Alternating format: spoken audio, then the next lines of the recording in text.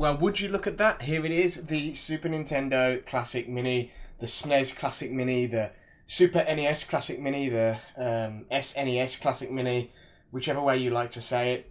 The correct way, for the record, is SNES.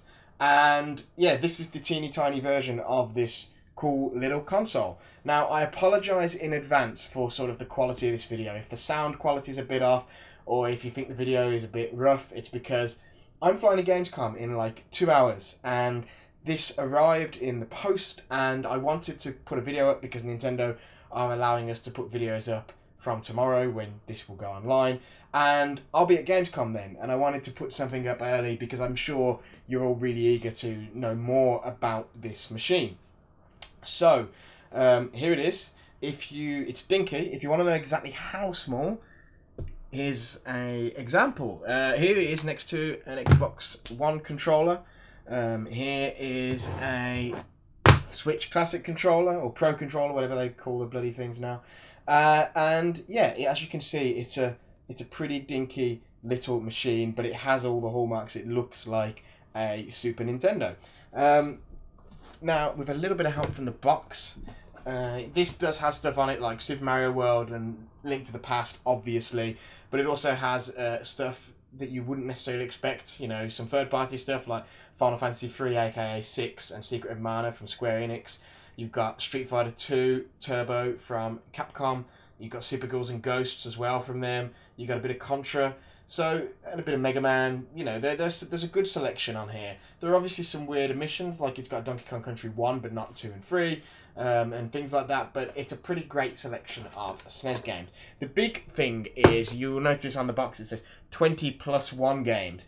That +1 refers to Star Fox 2, which was never released. It was cancelled because basically the SNES was coming to the end of its life, and Nintendo decided they were going to make a Star Fox game for N64, and a lot, but not all of the ideas from Star Fox 2 got folded into Star Fox 64. But it's never been released, and now finally there's a chance to play the final finished game, which was never released. A lost 1990s Nintendo game, which is pretty damn cool. Anyway, let's talk about the machine really quickly. So, if I pick up the machine here, and I'm going to fiddle with focus. As like I said, this video is a bit Spartan. And you can see here, it is a perfect recreation of the original Super Nintendo. It looks, you know, form factor is exactly like it. One thing I quite like is that the cartridge slot isn't like part of the original mold, it's like inserted. So it feels a little bit rattly even if it doesn't push in. It feels a little bit like it could actually be a cartridge slot. You've got an LED which turns on when the power is on, and obviously goes off when the power is off. As you saw just there, the machine takes a couple of seconds to shut down once it's been turned off. And yeah, quickly go to the controller for a moment. So, as you can see, it's a really good likeness of a original Super Nintendo controller. You know, it's the exact same form factor and stuff. Whether you like that or not is a question that only you can answer. And you will also see it has the Wii-style connector still for classic controllers and things like that. Now, that poses an interesting question, because if you look at this, there's no port for that. So here's how that works. If you flip it over, there's a tab here. You pull the tab, and out that comes, and then revealed are 2 lovely hidden ports. And then, yeah, you just literally plug in, and away you go. It's worth noting that this does come with 2 controllers, where the NES only came with 1, so that's a thing. And it comes with a HDMI cable, and it comes with a power supply. Now on the back there is a HDMI port and a regular power supply port, a mini USB power supply port, I should say. Now what's interesting is, in Europe at least, just like the NES, it does not ship with a USB to mains adapter. So right now this is actually plugged into my PS4, and that is how it is playing. However, you can plug it into anything, of course, that has a USB, or you can get a USB to mains adapter, or use the one from your mobile phone or whatever, and that will obviously let you power it. And then it comes with a very, very short length HDMI cable. And if you're wondering about the cable length, because I am, let's find that out. So, I don't